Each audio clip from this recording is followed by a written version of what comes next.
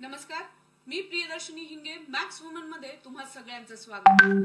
आज आपण भेटणार आहोत महिला लोकप्रतिनिधी यशोमती ठाकूर यांच्याकडून आणि त्यांच्याकडून जाणून घेणार आहोत कशी सुरू झाली त्यांची कारकीर्द. नमस्कार मॅडम. नमस्कार. स्वागत आहे तुमचं मॅक्स वुमन मध्ये. महिला लोकप्रतिनिधी म्हणून खरं तर तुमच्या वैयक्तिक आयुष्याबद्दल फार काही चर्चेला गेलेलं नाहीये. तर कसं सांगाल तुम्ही राजकारणात मुळात आलात कशा तुम्ही? तशी मी राजकीय घरामधूनच येते. माझे वडील शेतकरी होते, पण एक दोन टर्म आमदार नक्कीच होते आणि राजकारणाचे धडे त्यांना बघूनच आम्हाला मिळाले. आमच्या घरामध्ये नेहमीच काँग्रेसमय वातावरण, गांधीवादी विचार आणि या सगळ्या गोष्टी होत्या आणि आहेत. तर प्रेरणा तिथूनच मिळाली. मी 2004 मध्ये पहिली निवडणूक लढले होते. त्याच्या आधी माझ्या वडिलांचे जे काही कामं होते त्याच्यामध्ये मी लहानपणापासून त्यांना मदत करायची. साधीशी गोष्ट आहे, न्यूजपेपरमध्ये समजा एखादी प्रेस नोट द्यायची असेल तर ती देखील मी 8वी 9वी मध्ये 10वी मध्ये दिलेली आहे. स्वतःहून प्रेसमध्ये जाऊन ती नोट दिलेलं आहे आणि बारीक बारीक गोष्टी त्या ठिकाणी केलेल्या आहेत. कार्यकर्त्यांसोबत बसणं, उठणं, त्यांच्यासाठी चहा पाणी करणं, एखाद्या गावामध्ये जाणं, सगळ्यांसोबत. पण निवडणूक लढवावी असं तुम्हाला स्वतःला कधी वाटलं? काँग्रेसबद्दल आकर्षण नेहमीच होतं.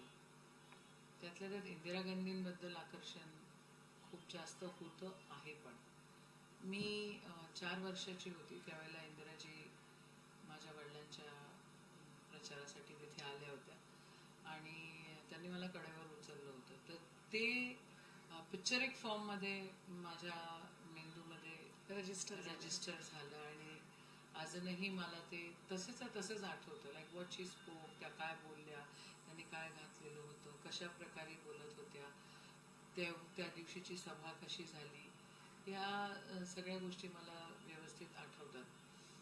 तर राजकारणामध्ये होतोच, म्हणजे प्रत्येकाच्या आयुष्यामध्ये राजकारण असतं. पण इलेक्टोरियल पॉलिटिक्समध्ये 2004 मध्ये ज्या वेळेला मला काँग्रेस पक्षाने तिकीट दिली तेव्हापासून आलो. पण हे असं ठरवलं होतं की आता जनरली ठरवतात की डॉक्टर व्हायचंय, वकील व्हायचंय किंवा एखादं क्षेत्र निवडायचंय. हे लहानपणापासूनच जेव्हा इंदिरांनी घेतलं तेव्हापासूनच तुम्ही ठरवलं का की नाही? असं काही नव्हतं, असं काही नव्हतं. पण म्हणजे इनफॅक्ट असं होतं की नको, राजकारणापासून खूप ऍक्टिव्ह पॉलिटिक्स पासून दूर राहिलेलं जास्त बरं,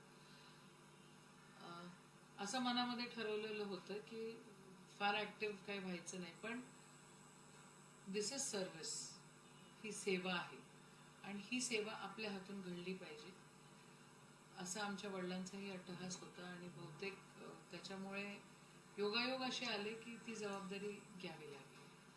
पण जेव्हा सांगितलं तुम्ही किंवा मनापासून वाटायला लागलं की आपण राजकारणात उतरावं, तेव्हा सपोर्ट कसा होता? घरातला सपोर्ट कसा होता? आजूबाजूच्या लोकांच्या रिॲक्शन काय होता? कारण ऍक्टिव्ह पॉलिटिक्स मध्ये उतरणं हे वेगळं आणि केवळ सेवा देत राहणं हे वेगळं. तर 2004 मध्ये ज्या वेळेला मी पहिल्यांदा निवडणुकीला सामोरे गेले त्यावेळेला लोकांनी मला असं खूप लवकर एक्सेप्ट नाही केलं. माझं लग्न झालेलं होतं, माझे यजमान होते आणि मग different stories started coming up की हिने का उभं राहावं, हिने का घ्यावं, मग हिच्या नवऱ्याने हिला सोडलेलं आहे का म्हणून ही राजकारणात येते आहे का, किंवा मग हिचं वर तिथे काय असं. म्हणजे तुम्ही जसं मग बोलता बोलता म्हटलं की अतिशय पर्सनल गोष्टीवर पण लोक बोलायला लागले. पण आम्ही जे राजकारणामध्ये एवढ्या वर्षांपासून आहोत ते एक सेवाभावी वृत्ती आमच्यामध्ये आहे म्हणूनच आहोत आणि म्हणूनच बहुतेक ते एक्सेप्ट करायला त्रास नाही गेला की ठीक आहे, ज्याला जे म्हणायचं, ज्याला जे बोलायचं ते बोलू द्यावं, आपण आपले काम करत राहावं. 2004 मध्ये मला काँग्रेस पक्षाने प्रथम तिकीट दिली होती आणि 3,500 मतांनी माझा त्या ठिकाणी पराभूत मी झाले होते. पडल्यानंतर मग असं म्हटलं की नाही, आपण का हरलो आणि आत्ता आपलं काय चुकलं किंवा मग आपण कुठे कमी पडलो लोकांसाठी. आणि मग मात्र जिद्दीने खूप जास्त लोकांसोबत वावरत गेलो आणि समजत गेलो. ग्रामीण भागामधले खूप विषय असतात, त्या सगळ्या गोष्टी अंगीवळणी पडत गेल्या आणि मग 2009 मध्ये 30,000 मतांनी मी परीक्षेनंतरच्या अभ्यासामुळे पुढच्या परीक्षेत चांगल्या मार्कांनी पास झाला. हा सगळा संघर्षाचा जो कालावधी होता, याच्यामधल्या काही आठवणी आहेत का तुम्हाला? किंवा जसं तुम्ही इंदिराजींचे एक आठवण सांगितली, त्याच्यानंतरची, की या काळात वाटलं असं की आता आपण करूनच दाखवावं किंवा आपण केलंच पाहिजे, जसं परीक्षा अनुत्तीर्ण झाल्यानंतर होतं? काय झालं, 2004 मध्ये मी पहिली निवडणूक लढले आणि मी पडले. पण 2005 मध्ये माझे यजमान त्यांना कार्डियक अरेस्ट झाला आणि आमच्यामधनं ते निघून गेले. मग असं पोरं लहान होती, माझी मुलं, लहान मुलगी माझी 3 वर्षाची होती, मुलगा माझ्या 4.5 वर्षाचा होता. आणि मग असं वाटत होतं की नको या सगळ्या गोष्टी, आपण आपलंच हे सगळं सांभाळलं पाहिजे आणि सामोरे गेलं पाहिजे.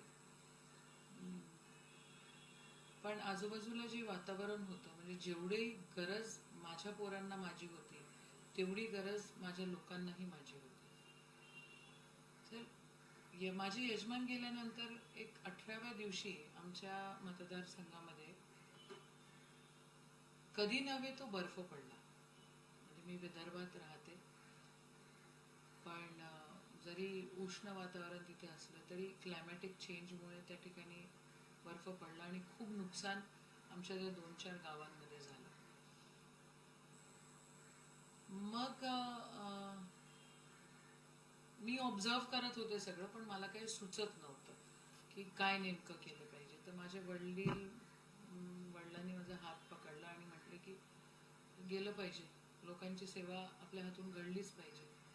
आणि मला त्यावेळेला त्यांची ती प्रवृत्ती, मला असं वाटलं होतं कसे दुष्ट आहेत, मला समजून घेत नाहीये, कारण मलाच माझं समजत नाहीये तर मी बाहेरच्यांचं मी कसं समजू शकेल. पण त्यांनी मला काही 1-2 जवळचे सहकारी त्यांचे बोलवले की म्हणे नाही, त्या तळेगावामध्ये गेलेच पाहिजे तुम्ही लोक सगळे. आणि मला त्यांनी फोर्सफुली गाडीत बसवलं आणि ते ड्रायव्हरला सांगितलं की गाडी बंद कर आणि तळेगावाला उतरव. मी शॉकमध्येच होते, एक कारण 16-17 दिवसच माझ्या यजमानाला जाऊन झाले होते. आणि नंतर मला काय बाबांचं वागणं कळत नव्हतं की वाय इज ही डुईंग दिस. तर मग मी गेले चुपचाप आणि तळेगावला उतरले. तिथं गेल्यानंतर जे सीन माझ्यासमोर आला की मला तिथे जाऊन मदत करण्याच्या पलीकडे दुसरं ऑप्शन माझ्यासमोर मला दिसलं नाही. इतकी अवस्था खराब होती लोकांची. कोणाचं टीन उडून गेला होता, कोणाचे घरं तुटून गेले होते, कोण रडत होतं, कोणाचं अन्नधान्य अव्यवस्थित झालं होतं, कपडे पडून गेलेले होते, गरीब लोक होते सगळे. आणि ते सगळं निस्तरता तर मी सगळ्यात पहिलं तिथं पोहोचले. आणि तिथून मी जे सुरुवात केली ती आत्तापर्यंत आहेच. म्हणजे मला मग त्याच्यानंतर कधी वाय शुड आय असं कधीच वाटलं नाही, की आय शुड आणि आय हॅव टू हाच विषय नेहमीच माझ्या डोळ्यासमोर होता. आणि मी त्या हिशोबानं वागत गेले. आणि नंतर मग त्यावेळेला ती जी मंडळी निवडून आली होती ती खूप नंतर माझ्या नंतर पोचली, पण तोपर्यंत मी सगळी यंत्रणा कामाला लावून चुकले होते. आणि मला एक आजी भेटली तिथे, आणि त्या भागातली लोक माझ्यावर खूप प्रेम करतात. तर त्यांना माहिती होतं माझ्यासोबत माझ्या वैयक्तिक जीवनामध्ये काय झालेलं आहे. तर त्यांनी मला जवळ बोलवलं आणि मला असं कवटाळलं, माझ्या गालावरनं हात फिरवला आणि म्हटले की बाई तुला एक गोष्ट सांगू.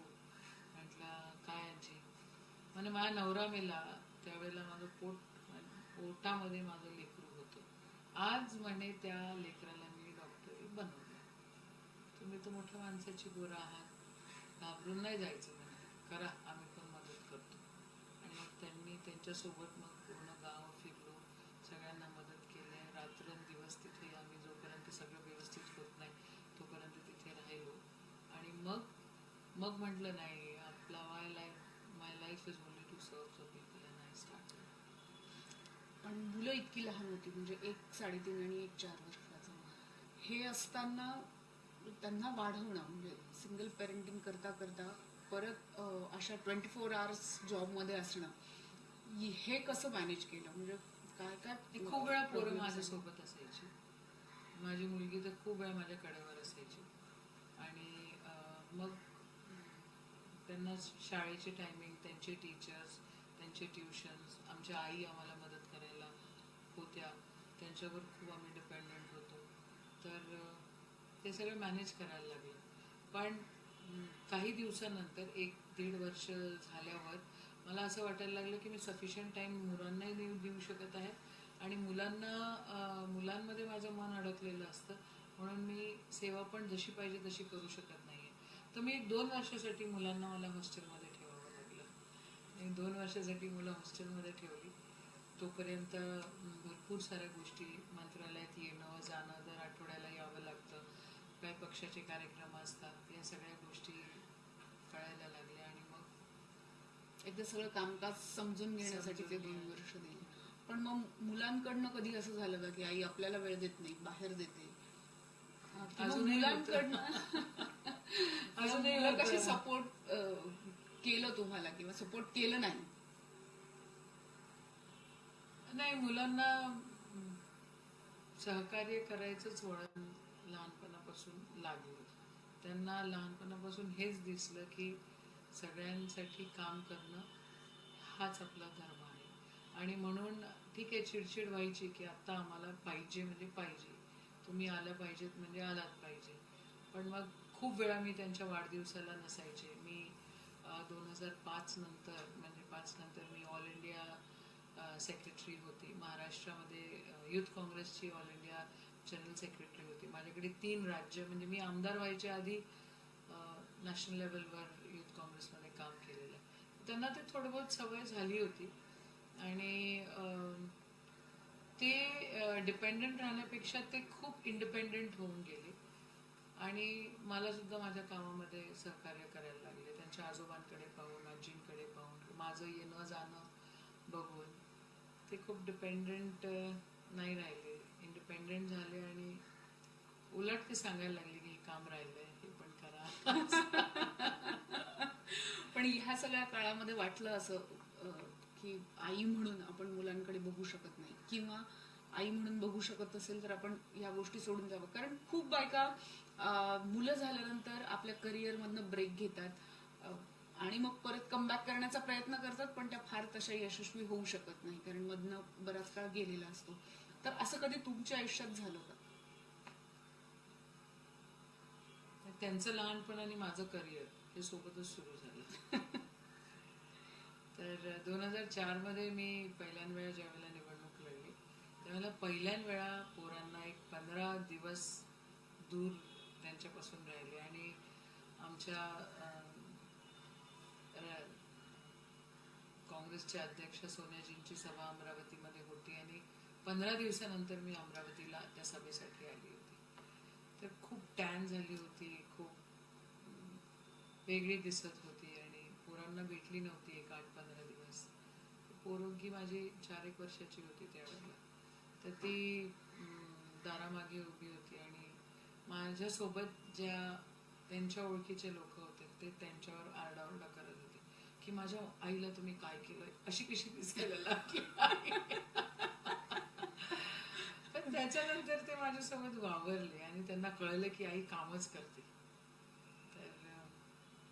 सोबत घेऊन जाताना, म्हणजे मुलांना मीटिंगला किंवा अशा वेळेला अशी लहान मुलं सोबत घेऊन जाताना त्रास नाही झाला, किंवा समोरच्यांकडनं खूपदा असं काही नाही, मी reactions खूप नाही वेळा आले? माझ्या मुलीला तर मी खूप वेळा, मुलगा तरी माझा थोडासा मोठा होता, पण माझी मुलगी खूप वेळा माझ्या मांडीवर बसलेली, कलेक्टर ऑफिसमध्ये मीटिंग करताना खूप वेळा.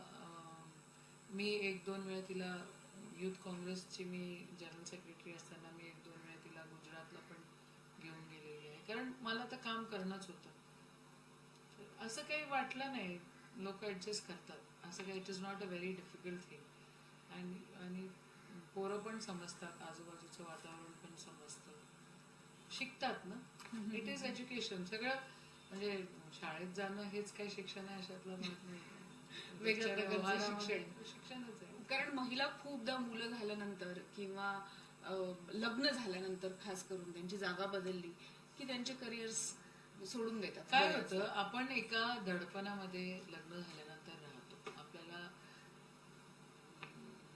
सांगितलं गेलेलं असतं की नाही, ही पद्धत आहे. आपण जी चटणी खातो तिथून ते आपण कुठे राहतो तिथपर्यंत, की आपण कोणासोबत असतो, हे सगळं लग्न झाल्यानंतर बदलतं. आणि मला पण माझं लग्न झाल्यानंतर तो त्रास थोडा बहुत झालाच, नाही झाला अशातला भाग नाही. पण आणि प्रत्येक बाईला ती ॲडजस्टमेंट थोडी बहुत करावी लागते. पण मुळात एक महिला ही अतिशय ॲडजस्टिव्ह आणि राईट फ्रॉम द कन्सेप्शन ती अतिशय स्ट्रॉंग असते. तर ती स्ट्रेंथ महिलांमध्ये असते आणि त्या करू शकतात. त्यांनी जर ठरवलं तर एव्हरीथिंग इज पॉसिबल. ठरवायचं कसं हा महिलांनी खरं तर त्याच्या आधी हे ठरवलं पाहिजे की ठरवायचं कसं ते. तुम्ही जसं तुम्ही आधीच सांगितलं त्यानुसार आमदार होण्याआधीही तुम्ही राष्ट्रीय स्तरावरही तितक्याच कार्यक्षमपणे काम करत होता. आत्ताच झालेल्या 3 राज्याच्या निवडणुकींमध्ये तिथली रणनीती ठरवण्याचं कामही तुम्ही केलेलं आहे. हे सगळं करत असताना आता आपण बघतोय की राष्ट्रीय स्तरावर हळूहळू राजकीय वातावरण बदलत चाललेलं आहे. अशा वेळेला तुम्हाला असं वाटतंय का की खरंच राहुल गांधी काही चमत्कार करू शकतील येत्या निवडणुकीत? बघा, राहुल गांधी सरळ आहे. त्यांच्या मनामध्ये खोट अजिबात नाही आहे. त्यांच्या विचारांमध्ये, त्यांच्या आचरणामध्ये जितके सोपे ते आहेत आणि जितके खरे ते आहे, दुसरा मला कोणी नेता त्यांच्या एवढा सरळ आणि त्यांच्या एवढा खरा मला दिसत नाही. हुशार आहे ते. त्यांनी सगळं, जसं आम्ही आमच्या घरामध्ये थोडं बहुत पाहिलेलं आहे, त्यांनी ते सगळंच काही पाहिलेलं आहे. आणि त्याच्याही पलीकडे त्यांनी इतके मोठे मोठे अपघाताला सामोरे जाऊन त्यांनी सगळं सहन करून त्याच्या पलीकडे ते लोक गेलेले आहेत. तर त्यांना अभ्यास आहे त्यांचा, त्यांना अनुभव आहे, इतिहासाची त्यांना माहिती आहे. आणि पराभवाच्या पलीकडे जाऊन जिंकायचं कसं हे त्यांना माहिती आहे. ते करतील. चमत्कार असं मी नाही म्हणणार, पण इतका हार्डवर्किंग नेता आहे, इतका सरळ आहे, इतका साधा आहे. आणि म्हणजे म्हणतात ना की जिंदगी तो म्हणजे आसान होती है लेकिन सरलता में लोग जीने नहीं देते. तर म्हणून त्रास झाला असावा. सोनिया गांधी या ज्या आहेत यांच्याबरोबर म्हणजे आपण खूपदा असं म्हणतो की महिला महिला असलं की ऑटोमॅटिक तुमची वेवलेंथ जुळली जाते. तर त्यांच्याबरोबर तुमचे संबंध कसे आहेत? तुम्हाला त्यांच्याबद्दल काय वाटतं? सोनिया गांधी ह्या अतिशय प्रगल्भ आहे, very mature, very intelligent and very down to earth. त्यांनी ज्या प्रकारे आपली संस्कृती, आपलं कल्चर, आपले नियम, आपला देश, आपलं संविधान, या सगळ्या गोष्टी त्यांनी ज्या प्रकारे ग्रहण केलेल्या आहेत त्या प्रकारे आपणही करू शकलेलो नाही किंवा करत नाही. त्यांच्याकडे बघितल्यानंतर, त्यांच्यासोबत बोलल्यानंतर पॉझिटिव्हिटीच मिळते. पॉझिटिव्ह व्हाइब्सच इतक्या आहेत प्रत्येक गोष्टीमध्ये, त्यांच्या वाणीमध्ये, त्यांच्या ॲक्शन्समध्ये, त्यांच्या कृतीमध्ये. आणि असं काही खूप सत्तेत राहिलं पाहिजे किंवा मला पॉवर पाहिजे असं काही त्यांचं नाही. त्या सगळ्यांना घेऊन चालणारे नेते आहेत आणि खूप मॅच्युअर पॉलिटिक्स त्यांचं आहे. लोकप्रतिनिधी म्हटलं की आम जनता जी असते त्यांच्या डोळ्यासमोर एक हेच असतं की पॉवर आहे यांच्याकडे, गाड्या आहेत, यांना फिरता येतं. पण नक्की लोकप्रतिनिधींना काय काम करावं लागतं, काही अभ्यास करावा लागतो का, याबद्दल मात्र लोकांना फारसं काही माहिती नाही. लोकप्रतिनिधी म्हणजे साधा आमदार जरी म्हटला तर त्याच्याकडनं अपेक्षा खूप असतात. एक ग्रामपंचायतचा सरपंच किंवा सदस्य तिथून ते मुख्यमंत्र्यापर्यंत ज्या काही अपेक्षा आहेत त्या सगळ्या अपेक्षा एका आमदाराकडे लोकांच्या असतात. अभ्यास करावाच लागतो, नाहीतर कामं कशी करून आणायची हे समजत नाही. अभ्यास जर नसेल झालेला तर अंगीवळणी काही पडत नाही. अभ्यास करावा लागतो याची जाणीव लोकांना नक्की नसते आणि लोकांच्या इतके डिमांडिंग प्रवृत्ती आहे की त्यालाही समोर जावं लागतं.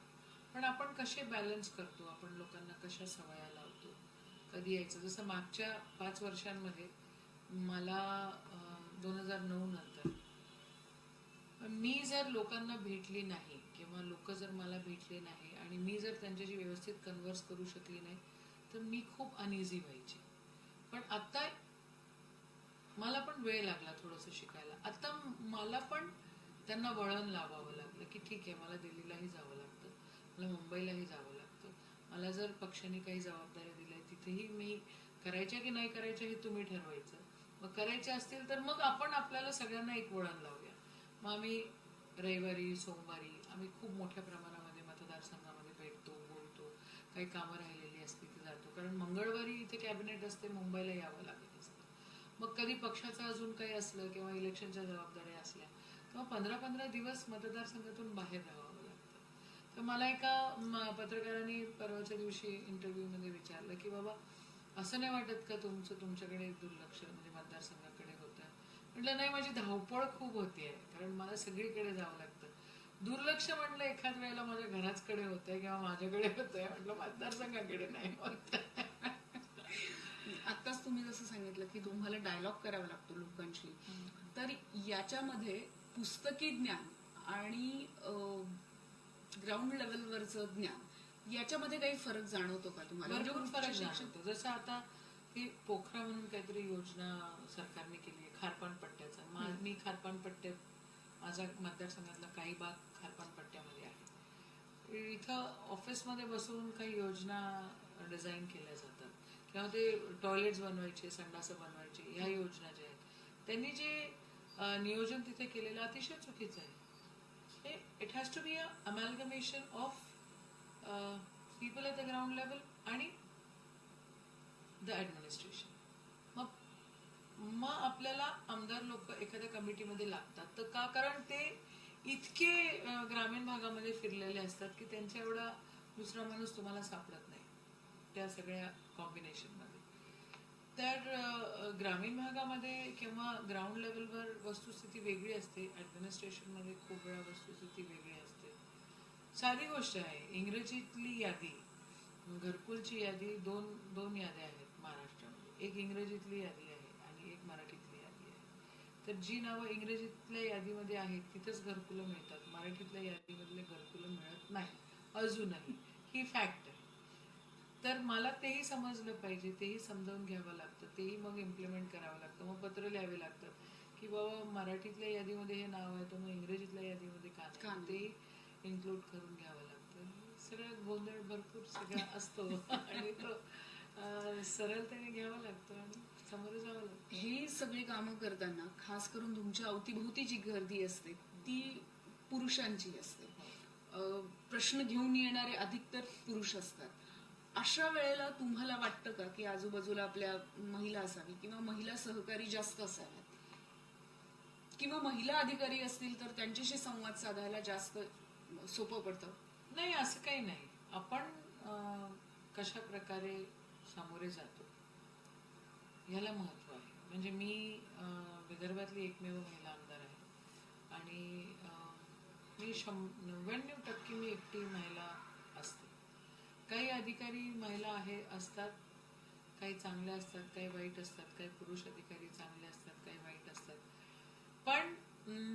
आपण ऍडमिनिस्ट्रेशन किंवा आपण आपला आजूबाजूचा परिसर कसा समजून घेतो त्याच्यावर सगळं अवलंबून असतं. म्हणजे माझं कोणाच्या विरोधात मला या ठिकाणी बोलायचं नाही आहे, पण माझ्या सहकाऱ्यांना मला एक्सेप्ट करायला ही आमदार आहे, हिला अक्कल आहे, ही बोलू शकते, ही विचार करू शकते, हे एक्सेप्ट करायला त्यांना वेळ लागला. मलाही एक्सेप्ट करायला आमदार म्हणून भरपूर वेळ लागला. I use to not get my respect as I deserve it. Now I get the kind of respect I deserve it. कारण त्यांना लक्षात आलेलं आहे की सगळ्या प्रकारे हिला त्रास दिल्यानंतर तरीही ही येतेच की, मग त्यापेक्षा हिला आता माना, नमस्कार करायला काय हरकत नाही. पण त्याचबरोबर समोर प्रश्न घेऊन येणारेही पुरुष हो, असतात. तेही पुरुष अशा असतात. वेळेला वाटतं का की असं नाही, असं काही वाटत महत्वाचं नाही. असं काही नाही वाटत. ते जे आपल्याकडे कामं घेऊन येतात त्यांचा आपल्यावर विश्वास असतो म्हणूनच ते येतात, आणि त्यांना विश्वास असतो की ह्यांच्याकडे गेल्यानंतर ते आपलं सॉल्व्ह करेल. मला काय, माझ्या मतदारसंघापुरते लोक जिल्ह्यातले येतात, कधी विदर्भातले येतात, कधी अजून दुसऱ्या तालुक्यातले येतात, कधी औरंगाबादची लोक पण सुद्धा फोन करतात, कधी काही शिक्षक लोकांचा विषय, कुठूनही लोक फोन करतात. पण मग अशा वेळेला वाटतं का की आपण आपलं स्त्री असणं किंवा त्यांचं पुरुष असणं हे कुठेतरी मध्ये येतं, असं असं वाटतं का आपल्याला? कारण खूपदा नाही, तिथे नाहीये. लोक आपल्याला काम सांगत आहेत आणि काम सांगणारा माणूस आहे किंवा बाई आहे. इथे मला अजिबात कधीही वाटलं नाही की आपण महिला आहोत म्हणून आपल्याला सांगतायत किंवा नाही सांगत. हा, पण सभागृहामध्ये किंवा पार्टी पॉलिटिक्समध्ये किंवा असं जाणवतं भरपूर वेळेला की अच्छा ठीक आहे, पुरुष आहेत म्हणून अशा गोष्टी होत आहेत. तर होतं ना तसं, थोडं बहुत होतं. जोपर्यंत ते तुम्हाला एक्सेप्ट करत नाही तोपर्यंत होतं. किंवा तुमच्यामधली ताकद किंवा तुमचं नॉलेज किंवा तुमच्या ॲक्शन्स जोपर्यंत तेवढ्या ठाम नसतात तोपर्यंत होतं तसं. तो ठामपणा सिद्ध करावा लागतो प्रत्येक वेळेला. हो हो, करावा लागतो. महिलांना करावाच लागतो. मला एक वेळा माझे सहकारी म्हणले की असं बोलू नको, तू बाई आहेस. म्हणजे तर बाई आणि पुरुष असण्याचं काही कारण नाही म्हटलं. मी आमदार आहे, तुम्ही आमदार आहे, तुम्ही व्यवस्थित राहा, मी पण व्यवस्थित राहील. आणि मला जो विषय मांडायचा आहे तो मला ज्या प्रकारे मांडायचा आहे त्या प्रकारे मी मांडेल. मी असं बोलू नको मी बाई आहे म्हणून काय विषय. म्हणजे माझी मी गंमत कधी कधी माझ्या कार्यकर्त्यांसोबत बसली असते, उठली असते. आजकालची पोरं खूप वेळा तंबाखू खातात किंवा अजून काही वेगळे गुटखा खातात. मी म्हटलं का रे, समजा मी बाई आहे आणि मी जर गुटखा खाल्ला असतं तर तुम्ही मला काय म्हटलं असतं, पण तू माणूस आहेस ना म्हणून तू गुटखा खातो की नाही. तर I keep telling them you have the pleasure of being a man, so do a positive thing and instead of doing negative. पण मला माझ्या कामामध्ये असं कधी वाटलं नाही की मी बाई आहे म्हणून मी हे करू शकत नाही. मी रात्री 11 वाजता, 12 वाजता, 2 वाजता, कितीही वाजता मी गेली तर मला तो रिस्पेक्ट आपल्या समाजाने माझ्या मतदारसंघामध्ये, राज्यामध्ये किंवा बाकीकडे पण, कर्नाटकामध्ये होती मी मेघालयामध्ये होती, आसाममध्ये होती. मी बाई आहे म्हणून मी हे करू शकत नाही असं मला कधी वाटलं नाही, किंवा मी बाई आहे म्हणून मला ते करता येणार नाही असंही मला कधी वाटलं नाही, किंवा एक विशिष्ट लोक माणसं आहे म्हणून मला असं बोलतात असंही कधी. हा, एखादा व्यक्ती आपल्यापेक्षा ज्येष्ठ किंवा श्रेष्ठ असला तर तो एखाद वेळेला डॉमिनेट करायचा प्रयत्न करतो आपण बाई आहे म्हणून, पण आपण होऊ द्यायचं की नाही हे आपल्यावर अवलंबून असतं. महाराष्ट्राला महिला मुख्यमंत्री हवी असा एक आवाज आपल्याला आता ऐकू येतो आहे. तर तुम्ही स्वतःला कसं बघताय? तुम्हाला वाटतंय की तुम्ही मुख्यमंत्री पदाचे दावेदार आहात? मी माझं काम करते. मी माझ्या मतदारसंघामध्ये, माझ्या राज्यामध्ये आणि माझ्या पक्षाला ज्या काही अपेक्षा माझ्याकडनं आहे त्या अपेक्षेला उरून पुरायचा प्रयत्न करते. राहिला विषय पदाचा, तर त्याच्यामध्ये मागे लागण्यात काही नसतं. ते जर आपण जर लायकीचे असू तर ते येईल, नसू तर नाही येणार. तर तुम्ही जर महिला मुख्यमंत्री झाल्यात तर तुम्ही पहिलं काम काय करा? सगळ्यात पहिले तर माझ्या शेतकऱ्यांना दळणवळणाचे पांदन रस्ते करण्याचं काम मी करेल. त्या ठिकाणी भरपूर सारे विषय शेतकऱ्यांचे आहेत, त्यांना मार्केट उपलब्ध नाही, त्यांना दाम मिळत नाही, तर त्या विषयावर मी नक्कीच काम करेल. आणि दुसरा महत्त्वाचा विषय आपण बघतो की हा बेरोजगारीचा आहे, तर त्याच्यावर नक्कीच मी सगळ्यात पहिले निर्णय शेतकऱ्यांच्या बांधणीचे आणि त्यांच्या उदरनिर्वाहाचे आणि त्यांना जोडधंद्यांचे, आणि दुसरा विषय बेरोजगारीचा आहे. अनेकदा महिला म्हणून आपण प्रश्न सोडवताना किंवा प्रश्न घेऊन जाताना खरं तर काही अधिकाऱ्यांकडे, अशा वेळेला महिला म्हणून जर आपण सॉफ्ट बोललं तर चालतं का, की रावडीच राहावं लागतं काय? अनेकदा तुम्ही या सगळ्यासाठी मारामारी केलेली आहे असं आमच्या कानावर आलेलं हो, आहे. मारामारी कधी कधी करावी लागते, कधी कधी अशी करावी लागते. म्हणजे मी सांगते तुम्हाला एक छोटंसं उदाहरण. परवा मी CM JSYच्या भूमिपूजन केली आणि आले ना काही माणसं माझ्या समोर आणि म्हणे की अजिबात करणार नाही, बाजूच्या मतदारसंघाचा आमदार तिथे भूमिपूजन करेल. म्हटलं का रे बाबा, काय म्हटलं दादागिरी लावली. म्हटलं चल बघू कसं थांबवतो तुम्हाला. तर त्यांनी ट्रॉली फॉली लावून ठेवली. मी पोलिसांना फोन केला, म्हटलं मी महिला आहे आणि मी आमदार आहे, त्याच्याही पलीकडे मी आमदार आहे. म्हटलं मी भूमिपूजनाला चालली आहे, मला काय झालं तर तुमची जबाबदारी. ठीक आहे, हा एक प्रसंग झाला. मी जाईपर्यंत सगळं निस्तरलेलं होतं, त्यांनी बाजूला सारून दिलेलं. एक जलयुक्त शिवारचं भूमिपूजन, एक काम आम्ही खूप दिवसापासून पाठीमागे त्याचं लागलो होतो आणि माझा पक्ष आता सत्तेत नाही आहे, दुसरे पक्ष सत्तेत आहे. तर तिथले लोक आले म्हणे ही भूमिपूजन कसं करणार, बघूया. कसं नाही करणार, करणार की. म्हटलं मीच, तुम्हाला यायचं असेल तुम्ही कुदळ मारा, भूमिपूजन मीच करणार, तुम्ही जरा बाजूला व्हा, शिस्तीत राहा. असं सगळं होतं. एक दोन वेळा एक प्रसंग मागच्या वेळेला असा झाला होता की मला एक GR काढायचा होता मंत्रालयामध्ये. म्हणजे मी याच्या आधी हे सांगितलेलं नाही आहे ऑन व्हिडिओ. मी फक्त आमदार त्या भागातली आहे आणि महिला आमदार आहे म्हणून माझं नाव खूप सिस्टमॅटिकली वगळण्यात आलं होतं. स्वतः मुख्यमंत्र्यांना पण ते माहिती नव्हतं किंवा माहिती होतं आणि तरी त्यांनी त्याच्याकडे दुर्लक्ष केलं, असंही असेल. तर मी जो माणूस GR काढतो त्याच्याकडे गेले, दार लावलं, माझ्या PAला आतमध्ये घेतलं, म्हटलं दार लावून ये. म्हटलं कानाखाली आवाज देऊ का, चाल शिस्तीत काढ म्हटलं GR. तर असे प्रसंग भरपूर सारे येतात.